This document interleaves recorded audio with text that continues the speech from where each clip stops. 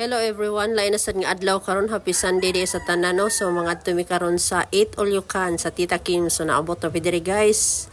Dool-dool ra ni sa amoa. So while waiting kay nag-prepare pa, medyo na sayo ra mig ari kay lunch among giari. So naara sa midiri sa venue guys, nice ra kay lang venue. Dayon, picture sa para dili laay maghuwat. So ready naman ang tanan, so maglinya na, fall in line lang guys kay magbayad ta daan na tamukaon kay Eat All You Can ra ba ni guys. So sugda na rin nato opening gid mi guys una sa linya. So mo nila mga sudan. Swak ra gyud kay sa panlasang Pinoy guys. So mo ni mga ona dayon ta mga higala.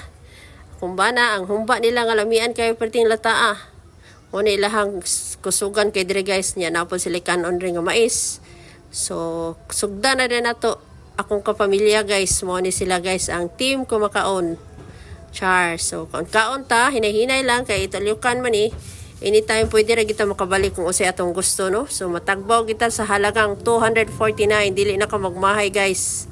So, unsa pa inyong gihiwat, arat na. Lami ra gyud kay sulit ra gyud kayo ang busog sa 249. So, enjoy lang na pay mga dessert din pretend daghana. So, dili gyud ko mahayan guys ang imong bayad.